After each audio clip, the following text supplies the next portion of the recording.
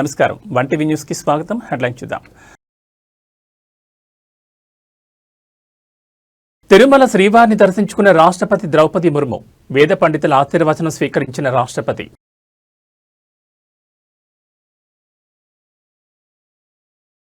హైదరాబాద్లో దేశంలోనే అతిపెద్ద భూకంపకోణం, రేవంత్ సర్కార్పై కేటీఆర్ సంచలన కామెంట్స్.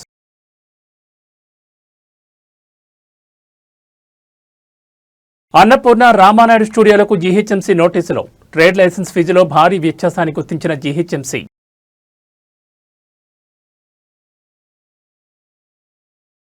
వైవి సుబ్బారెడ్డి నివాసంలో 12 గంటల పాటు సిట్ విచారణ, కీలక పత్రాలను స్వాధీనం చేసుకున్న అధికారులు.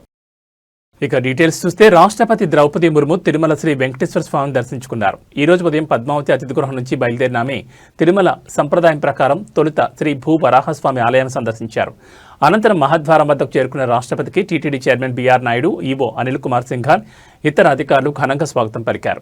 ఆలయ అర్చకులు శాస్త్రోక్తంగా స్వాగతం పలికారు. ధ్వజస్తంభానికి నమస్కరించుకున్న అనంతరం రాష్ట్రపతి గర్భాలయంలోకి ప్రవేశించి శ్రీవారి మూల విరాట్ను దర్శించుకున్నారు. ఆమె వెంట రాష్ట్ర దేవాదాయ శాఖ మంత్రి ఆనం రామనారాయణ రెడ్డి ఉన్నారు. దర్శనానంతరం రంగనాయకుల మండపంలో వేద పండితులు రాష్ట్రపతికి వేదాశీర్వచనం అందించారు. టీటీడీ చైర్మన్, ఈవో కలిసి శ్రీవారి చిత్రపటం, తీర్థ ప్రసాదాలు, 2026 టీటీడీ క్యాలెండర్, డైరీలను అందజేశారు.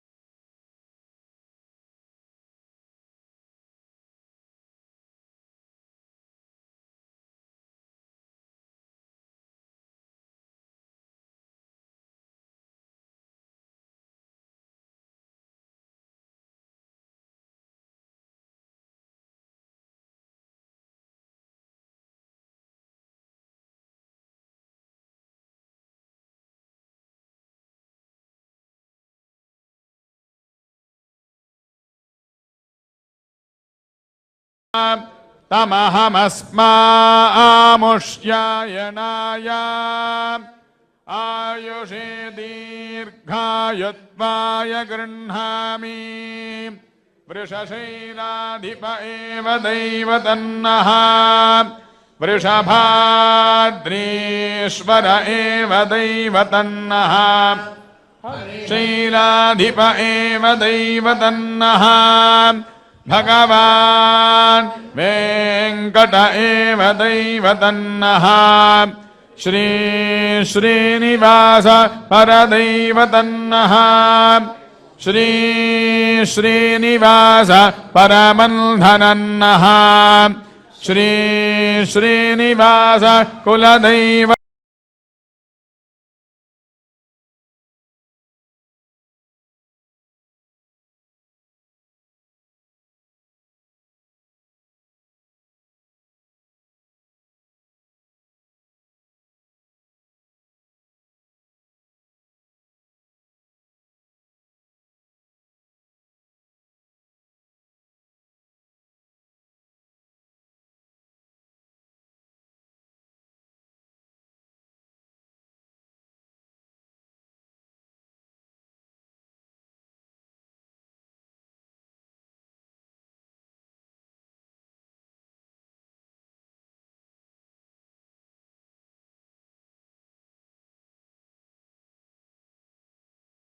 ఫార్ములా ఈ కార్ కేసులో గవర్నర్ అనుమతిపై బీఆర్ఎస్ వర్కింగ్ ప్రెసిడెంట్ కేటీఆర్ స్పందించారు. చట్టం తన పని తాను చేసుకుపోతోంది. చేసుకొనివ్వండి, నేను తప్పు చేయలేదు.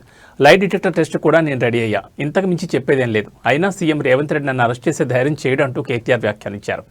ఎక్కడ ప్రభుత్వ భూములున్నా రేవంత్ ముఠా వాలిపోతుందని కేటీఆర్ తీవ్రస్థాయిలో ఆరోపణ చేశారు. భారతదేశంలోనే అతిపెద్ద భూ కుంభకోణం హైదరాబాద్లో జరుగుతోందని అన్నారు. సుమారు 9,292 ఎకరాల ప్రభుత్వ భూమిని తన వర్గీయులకు సీఎం రేవంత్ రెడ్డి కట్టబెట్టాలని చూస్తున్నారు. బాలానగర్, కుకట్పల్లి, చీడిమెట్ల, నాచారంలోని పారిశ్రామిక వాడల్లో భారీ మొత్తంలో ప్రభుత్వ భూములను కొట్టేసే ప్రయత్నం చేస్తున్నారు. ఎకరానికి 40 కోట్లు వేసుకున్న 4 లక్షల కోట్ల కుంభకోణం. మూసీ ప్రాజెక్టు పేరుతో మరో కుంభకోణానికి తెరలేపారు. భూములు ఎక్కడ చేతులు మారినా రేవంత్ రెడ్డికి కప్పం కట్టాల్సిందే. బీజేపీకి చిత్తశుద్ధి ఉంటే భూ కుంభకోణాలను అడ్డుకోవాలి. మేము అధికారంలోకి రాగానే భూ కుంభకోణాలపై విచారణ చేయిస్తామని రేవంత్ అన్నారని ఆరోపించారు. 9,292 ఎకరాల పారిశ్రామిక భూముల మీద కన్నేసి రేవంత్ రెడ్డి గారు ఆయన ప్రభుత్వం ఇవాళ Hyderabad industrial lands transformation policy అనే పేరిట భూములను కొల్లగొట్టే కుంభకోణానికి తెరలేపిండు. ఇక్కడ సింపుల్గా నేను చెప్పే లెక్క మళ్ళొకసారి అర్థం చేసుకోండి. ఈ 9,292 ఎకరాలు మొత్తం కూడా ప్రభుత్వ భూమి. ప్రభుత్వం పారిశ్రామికవేత్తలకు మీరు పరిశ్రమ పెట్టండి అని ఇచ్చిన భూమి. అడ్డికి పావు షేరు అంటే కానీ ఇవాళ ఎంత పెద్ద భూ కుంభకోణం అంటే ఇవాళ రేవంత్ రెడ్డి ప్రభుత్వం తెరలేపింది సామాన్యమైన భూ కుంభకోణం కాదు. ఒకటి కాదు, రెండు కాదు. హైదరాబాద్లో చాలా చాలా పెద్ద ఎత్తున మన దగ్గర పారిశ్రామిక వాడలు ఉన్నాయి. ఉదాహరణకి హైదరాబాద్ నడిబొడ్డున అజామాబాద్ ఇండస్ట్రియల్ ఏరియా ఉంటుంది. పక్కనే బాలానగర్, కుకట్పల్లి, జీడిమెట్ల, నాచారం, మల్లాపూర్, ఇంకా చాలా ఉన్నాయి. చుట్టూ పారిశ్రామిక వాడలు హైదరాబాద్లో ఓఆర్ఆర్ లోపల బోలెడు ఉన్నాయి. ఎక్కడ కూడా ఇవాళ మార్కెట్లో మీరు చూసినట్టయితే అక్కడ ఎకరం 40-50 కోట్లకు తక్కువ ఎక్కడ ఉండదు. గజాల లెక్కనే ఉంది, ఎకరం లెక్క కూడా లేదు. గజాల చొప్పున 2 లక్షలు, 1,00,000, 1,50,000 గజానికి ఈ స్థాయిలోనే ఉంటుంది. ఇవాళ అట్లాంటి భూముల్లో రేవంత్ ఈ 9,292 ఎకరాలు వీళ్ళు ఏం చేస్తారట అంటే, మా గవర్నమెంట్లో మేమున్నప్పుడేమో 100% ఎస్ఆర్ఓ రేట్ చెల్లించాలా ఒరిజినల్ అలాటీ చేతిలో ఉంటే, ఒరిజినల్ అలాటీ చేతిలో కాకుండా ఇంకోటి చేతికి పోతే 200% అని పెడితే, రేవంత్ రెడ్డి ఏమంటున్నాడు, కేవలం అప్లికేషన్ పెట్టుకుంటే వారం రోజులనే పర్మిషన్ ఇస్తారట. ఏది టీఎస్ ఐపాస్ లెక్క. అర్జెంటుగా డబ్బులు కావాలి కాబట్టి, అర్జెంటుగా లూట్ చేయాలి కాబట్టి వారం రోజుల్లో పర్మిషన్, మరొక వారం రోజుల్లో స్పెషల్ సిఎస్ ఆధ్వర్యంలో కమిటీ అప్రూవల్, మరొక వారం రోజుల్లో ఫీజు డిమాండ్ నోటీస్, 45 రోజుల్లో మొత్తం ప్రక్రియ పూర్తి. అన్నింటికి మించిన హైలైట్ ఏంటంటే 100%, 200% నిబంధన మనం పెడితే మన కేసీఆర్ గవర్నమెంట్లో 30% కడితే చాలంట. ఎంత హైలైట్ అంటే 30% చాలంటే ఏది 30% ఎస్ఆర్ఓ విలువ. ఉదాహరణకి మీకు ఎగ్జాంపుల్ చెప్తాను. అజామాబాద్లో ప్రస్తుతం ఎస్ఆర్ఓ విలువ, ఎస్ఆర్ఓ వాల్యుయేషన్ 32,000 రూపాయలు ఉంది. కానీ అక్కడ మార్కెట్లో 1,50,000 ఉంటుంది. యాజ్ ఇట్ ఈస్ 5 రెట్ల తేడా ఉంటుంది. బాలానగర్లో 45,000 ఉంది, కానీ బయట మార్కెట్లో 2 లక్షలు ఉంటుంది. జీడిమెట్లలో 32,000, 12,000 నుంచి 32,000 ఉంది. మార్కెట్ హైదరాబాద్లోని ప్రముఖ సినీ నిర్మాణ సంస్థలైన అన్నపూర్ణ, రామానాయుడు స్టూడియోలపై గ్రేటర్ హైదరాబాద్ మున్సిపల్ కార్పొరేషన్ అధికారులు కొరడా జులిపించారు. ట్రేడ్ లైసెన్స్ ఫీజు చెల్లింపులో భారీగా పన్ను ఎగవేతకు పాల్పడినట్లు గుర్తించి 2 స్టూడియోలకు నోటీసులు జారీ చేశారు. ఏళ్లుగా వ్యాపార విస్తీర్ణాన్ని ఉద్దేశపూర్వకంగా తక్కువగా చూపిస్తూ బల్దియాకు చెల్లించాల్సిన ఫీజులో కోత విధిస్తున్నట్లు అధికారులు తెలిపారు. బల్దియా సర్కిల్ 18 అధికారులు ఇటీవల జరిపిన తనిఖీల్లో ఈ అక్రమాలు వెలుగులోకి వచ్చాయి. అధికారిక లెక్కల ప్రకారం అన్నపూర్ణ స్టూడియో ఏటా 11.52 లక్షల ట్రేడ్ లైసెన్స్ ఫీజు చెల్లించాల్సిందిగా కేవలం 49,000 మాత్రమే చెల్లిస్తున్నట్టు తేలింది. అదేవిధంగా రామానాయుడు స్టూడియోస్ చెల్లించాల్సిన 1.92 లక్షలకు బదులుగా కేవలం 1,900 మాత్రమే చెల్లిస్తున్నట్లు అధికారులు నిర్ధారించారు. ఈ 2 స్టూడియోలు తమ వ్యాపార విస్తీర్ణాన్ని వాస్తవం కంటే చాలా తక్కువగా చూపడం వల్లే ఫీజులో ఇంత భారీ వ్యత్యాసం కనిపిస్తోందని అధికారులు వివరించారు. ఈ పన్ను ఎగవేతను తీవ్రంగా పరిగణించిన జీహెచ్ఎంసీ బకాయి పడ్డ పూర్తి మొత్తాన్ని వెంటనే చెల్లించాలని ఆదేశిస్తూ నోటీసులు పంపింది. వాస్తవ విస్తీర్ణం ఆధారంగా ట్రేడ్ లైసెన్సును పునరుద్ధరించుకోవాలని కూడా స్పష్టం చేసింది.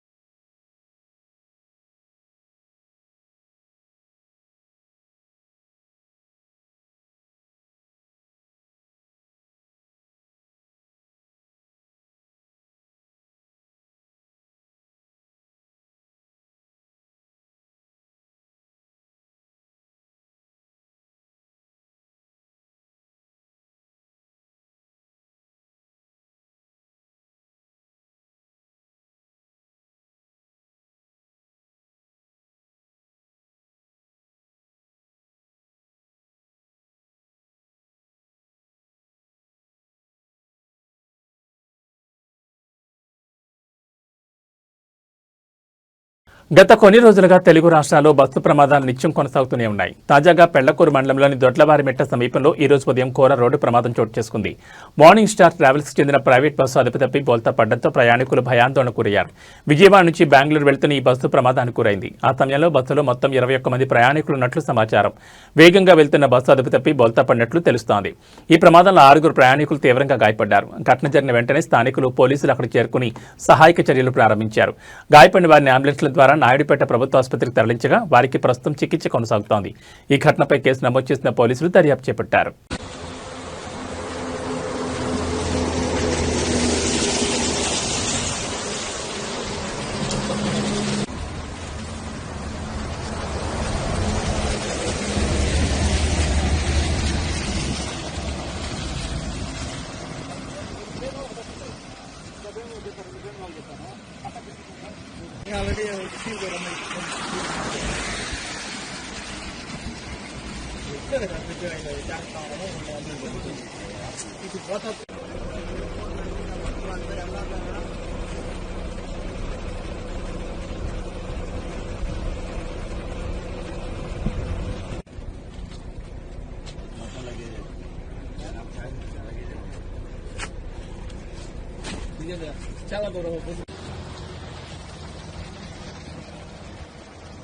టీటీడీ మాజీ చైర్మన్ వైసీపీ సీనియర్ నేత సుబ్బారెడ్డిని ప్రత్యేక దర్యాప్తు బృందం సిట్ అధికారులు సుదీర్ఘంగా విచారించారు.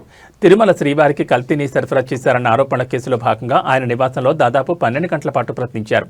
విచారణ అనంతరం కొన్ని కీలక పత్రాలను స్వాధీనం చేసుకున్న అధికారులు అవసరమైతే మరోసారి విచారణకు హాజరు కావాల్సి ఉంటుందని సుబ్బారెడ్డికి స్పష్టం చేశారు. విచారణ ముగిసిన తర్వాత వైవీ సుబ్బారెడ్డి మీడియాతో మాట్లాడుతూ ఆసక్తికర వ్యాఖ్యలు చేశారు. సిట్ అధికారులు అడిగిన అన్ని ప్రశ్నలకు తాను సమాధానమిచ్చానని, విచారణకు పూర్తిగా సహకరించానని తెలిపారు. కల్తీని ఈ విషయంలో నిజానిజాలు తేలాలనే ఉద్దేశంతో తానే సుప్రీంకోర్టును ఆశ్రయించానని గుర్తు చేశారు. నాపై అవినీతి ప్రచారం చేయడం దారుణం. కోట్ల రూపాయల విలువైన ప్రాజెక్టులుండగా నెయ్యిలో అవినీతి ఎందుకు చేస్తానని ఆయన ప్రశ్నించారు. 2024 జూన్లో సరఫరా అయిన 4 నెయ్యి ట్యాంకుల్లో జంతువుల కొవ్వు ఉందా లేక ఇతర నూనెలు కలిపారా అన్నది తేల్చాలని కోర్టు ఆదేశించిందని వివరించారు. భక్తుల విశ్వాసంతో తానెప్పుడూ ఆడుకోలేదని, బాధ్యతాయుతంగా పనిచేస్తానని స్పష్టం చేశారు. ఈ కేసులో ప్రచారంలో ఉన్న అప్పన్న అనే వ్యక్తి 2018 నుంచి తన వద్ద పీఏగా పనిచేయడం లేదని సుబ్బారెడ్డి తేల్చి చెప్పారు. ఒకవేళ నెయ్యి సరఫరాదారుల నుంచి అతని ఖాతాల్లోకి లావాదేవీలు జరిగి ఉంటే అతనితో పాటు సహకరించిన అధికారులపైన విచారణ జరపాలని డిమాండ్ చేశారు. అలాగే 2014 నుంచి జరిగిన నెయ్యి సరఫరాలన్నింటిపైన విచారణ జరపాలని సిట్ను కోరినట్లు వెల్లడించారు.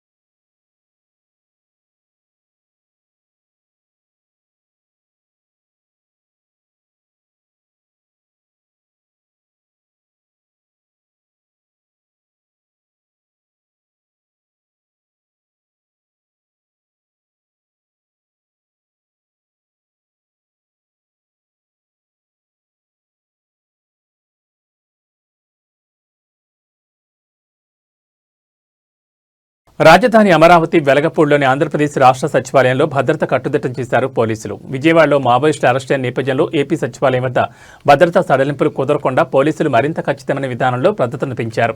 సచివాలయం మరియు పరిసర ప్రాంతాల్లో పోలీసు విభాగాలు ప్రతి వాహనాన్ని జాగ్రత్తగా తనిఖీ చేస్తున్నాయి.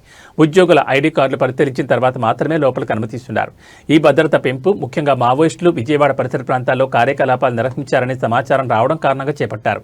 కాగా అల్లూరు సీతారామరాజు జిల్లా మారేడుమిల్లి అటవీ ప్రాంతంలో వరుసగా 2 రోజుల్లో జరిగిన 2 ఎన్కౌంటర్లలో మావోయిస్టు అగ్రనేత హిడ్మా సహా కీలక నేతలు ప్రాణాలు కోల్పోయిన విషయం తెలిసిందే. మరోవైపు రాష్ట్రంలో పలు ప్రాంతాల్లో నిర్వహించిన సోదాల్లో 50 మందికి పైగా మావోయిస్టులను పోలీసులు అరెస్ట్ చేశారు. అయితే విజయవాడలో పెద్ద సంఖ్యలో మావోయిస్టులు పట్టుబడిన నేపథ్యంలో అప్రమత్తమైన పోలీసులు సచివాలయం దగ్గర భారీ భద్రతను ఏర్పాటు చేశారు.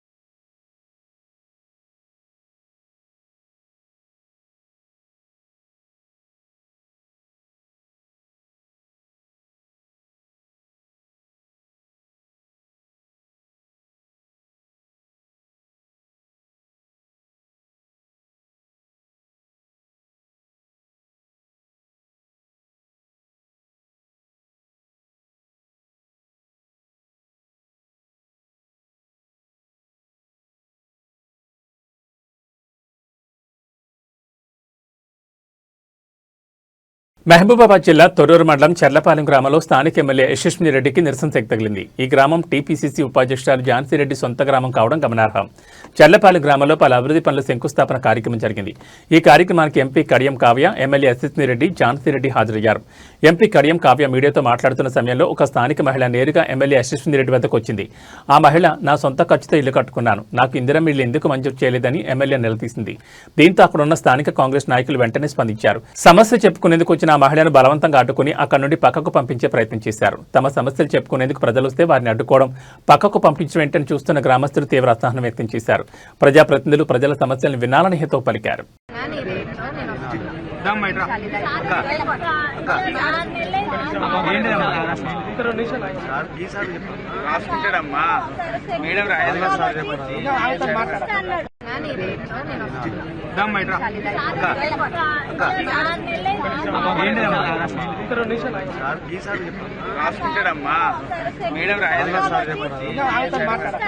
ఐబొమ్మ రవి కేసులో 2వ రోజు విచారణ కొనసాగుతోంది. 2వ రోజు విచారణలో భాగంగా ఎస్బీఐ టెక్నికల్ టీంను సైబర్ క్రైమ్ పోలీసులు పిలిచారు. ఎస్బీఐ టర్మ్ లైఫ్ ఇన్సూరెన్స్ పోర్టల్కు ఐబొమ్మను లింక్ చేశారు. దీంతో ఐబొమ్మకు సంబంధించిన బప్పం టీవీలో లింక్ కాపీ చేసి ఎస్బీఐ టర్మ్ లైఫ్ ఇన్సూరెన్స్ పోర్టల్లో పేస్ట్ చేస్తూ సినిమాలు చూస్తున్నారు. దీనికి సంబంధించి పలు వీడియోలు కూడా సోషల్ మీడియాలో వైరల్ అవుతున్నాయి. ఈ నేపథ్యంలోని ఎస్బీఐ టెక్నికల్ టీం నుండి పోలీసులు వివరాలు సేకరిస్తున్నారు. పోర్టల్ నుండి ఐబొమ్మ లింక్ తొలగించే అంశంపై టెక్నికల్ సపోర్ట్ను పోలీసులు పరిశీలిస్తున్నారు. ఇది ఇలా ఉంటే పైరసీ సినిమాల వెబ్సైట్ను ఎస్బీఐ పోర్టల్లోనే లింక్ చేయడం ఆందోళన కలిగిస్తోంది. అసలు ఎవరూ ఊహించిన విధంగా ఏకంగా బ్యాంక్ వెబ్సైట్నే హ్యాక్ చేసి దానికి లింక్ చేయడం అందరినీ ఆశ్చర్యానికి గురిచేస్తోంది. రవి పోలీసుల అదుపులో ఉన్న సమయంలోనే ఇలా జరగడంతో రవి వెనక ఎవరెవరున్నారు, ఐబొమ్మను ఎవరు ఆపరేట్ చేస్తున్నారంటూ పలు ప్రశ్నలు వినిపిస్తున్నాయి. మరోవైపు ఐబొమ్మ 1 అంటూ ఇతర పేర్లతోనూ కొత్త వెబ్సైట్లు దర్శనమిస్తున్నాయి.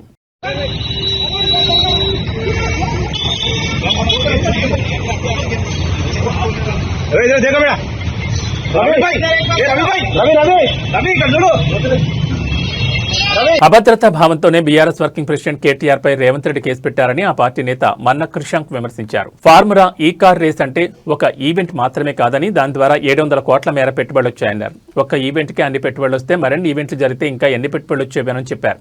ప్రస్తుతం రేవంత్ రెడ్డి బోగస్ కంపెనీలతో పెట్టుబడులు ఒప్పందాలు కుదుర్చుకుంటున్నారని వాటిపై దర్యాప్తు జరిపించాలని డిమాండ్ చేశారు. ఫార్ములా ఈ కార్ రేసింగ్ అంటే ఒక ఈవెంట్ మాత్రమే కాదు, 700 కోట్ల మేర పెట్టుబడులు తెచ్చింది. ఒక్క ఈవెంట్కి అన్ని పెట్టుబడులు వస్తే మరిన్ని ఈవెంట్లు జరిగితే ఇంకా ఎన్ని పెట్టుబడులు వచ్చేవో. ఇప్పుడు రేవంత్ బోగస్ కంపెనీలతో పెట్టుబడులు ఒప్పందాలు కుదుర్చుకుంటున్నారు. మంకిమ్ను బయో అనే కంపెనీతో జూన్లో 345 కోట్ల పెట్టుబడుల ఒప్పందం కుదుర్చుకున్నారు. అయితే ఆ కంపెనీని యతిరాజం మధుశేషు అని చార్టర్ అకౌంట్ పేరుతో కేవలం 1,00,000 మూలధనంతో ఈ నెలలోనే రిజిస్టర్ చేశారు. ₹1,00,000 కంపెనీతో 345 కోట్ల ఒప్పందమా? బ్లాక్ మనీని వైట్గా మార్చుకునే కుట్ర దీని వెనుక ఉందా? దర్యాప్తు జరగాలని అన్నారు. మనకిన్ బయో అనే సంస్థకు 340 కోట్ల పెట్టుబడి ఈ శైవా గ్రూప్ అండ్ టరానిస్ క్యాపిటల్ యుఏఈ వాళ్ళు మధ్యలో ఒప్పందం మన రాష్ట్ర ప్రభుత్వం చేపట్టడం, వాళ్ళు మధ్యలో ఉండి మధ్యవర్తిత్వం చేసి రాష్ట్ర సచివాలయంలో ఎంఓయూలు చేపట్టడం. 340 కోట్లు అబ్బా మనకిన్ బియో ఏంటిదబ్బా ఇది అనేసి అనుకుంటే ఆ కంపెనీ 340 కోట్లు వీళ్ళు జూన్లో ప్రకటిస్తారు. కంపెనీ యొక్క పుట్టుకనే 6 రోజుల క్రితం అంటే 12 నవంబర్న రిజిస్ట్రేషన్ చేస్తారు. కంపెనీ పుట్టక ముందే కంపెనీ 340 కోట్ల పెట్టుబడి అంట తెలంగాణలో. ఇది ministry of corporate affairs document. ఇది రిజిస్ట్రేషన్ అయిందే కంపెనీది 12 నవంబర్న. రిజిస్ట్రేషన్ కాకముందే పుట్టకముందే పిల్లవాడు ఎస్ఎస్సి చదవగలుగుతాడా? ఎస్ఎస్సి సర్టిఫికేట్ తెచ్చుకోగలుగుతాడా? పుట్టకముందే. కానీ ఇక్కడ కంపెనీ పుట్టకముందే 340 కోట్ల పెట్టుబడి అంట. అబ్బా నిజంగా ఎంత. ఖమ్మం నుంచి హైదరాబాద్ వెళ్లే నేషనల్ హైవేపై కొందరు యువకులు అత్యంత ప్రమాదకరమైన విన్యాసాలకు పాల్పడ్డారు. ముఖ్యంగా మద్దులపల్లి ప్రాంతం వద్ద ఈ పోకురీలు నెంబర్ ప్లేట్లు లేని బైకులతో హైవే మధ్యలో స్టంట్స్ చేస్తూ ప్రయాణికులను భయభ్రాంతులకు గురిచేశారు. ఈ కారణంగా హైవేపై ట్రాఫిక్ తీవ్ర అంతరాయం కలగడంతో పాటు ప్రమాదాలు జరిగే అవకాశం ఏర్పడింది. తమ ప్రాణాలను పణంగా పెట్టడమే కాకుండా సాధారణ ప్రయాణికులను కూడా వీరు ఇబ్బందులు గురిచేశారు. దీనిపై సమాచారం అందుకున్న పోలీసులు వెంటనే స్పందించారు. నెంబర్ ప్లేట్స్ లేని బైకులతో హల్చల్ చేసిన ఈ ఆకతాయి యువకులను గుర్తించి అరెస్ట్ చేయడం కోసం ముమ్మరంగా గాలింపు చర్యలు చేపట్టారు.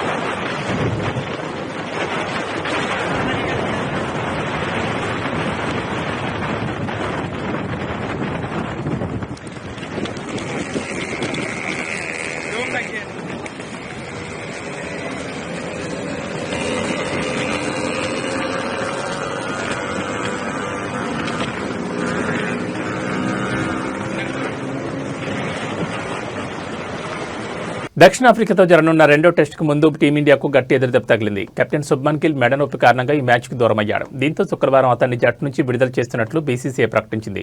గిల్ స్థానంలో వైస్ కెప్టెన్ రిషబ్ పంత్ జట్టుకు నాయకత్వం వహించనున్నాడు. రేపటి నుంచి గువాహటి వేదికగా ఈ టెస్ట్ ప్రారంభం కానుంది. కొంతకాలంగా మెడనొప్పితో ఇబ్బంది పడుతున్న గిల్ మెరుగైన వైద్యం కోసం ఇవాళ ఉదయం ముంబైకి వెళ్లాడు. అక్కడ స్పెషలిస్టును సంప్రదించి గాయంపై పూర్తి స్థాయిలో చికిత్స తీసుకోనున్నాడు. కోల్కతాలో జరిగిన తొలి టెస్ట్ తొలి ఇన్నింగ్స్లో కేవలం 3 బంతులు ఆడిన తర్వాత గిల్ రిటైర్డ్ హర్ట్గా వెనుదిరిగిన విషయం తెలిసిందే. ఆ మ్యాచ్లో భారత్ 30 పరుగుల తేడాతో ఓటమి పాలైంది. గిల్ గైర్హాజరీతో భారత్ జట్టు కూర్పుపై ఆసక్తి నెలకొంది. ఇప్పటికే తుది జట్టులో ఎక్కువ మంది ఎడమ చేతి వాటం బ్యాటర్లుండడం జట్టుకు సమస్యగా మారింది. గిల్ స్థానంలో జట్టులోకి వచ్చే రేసులో ఉన్న సాయి సుదర్శన్, దేవదత్ పడక్కిల్ కూడా ఎడమ చేతి వాటం ఆటగాళ్లే. ఈ నేపథ్యంలో సాయి సుదర్శన్కు ఓపెనర్గా అవకాశం దక్కొచ్చని తెలుస్తోంది.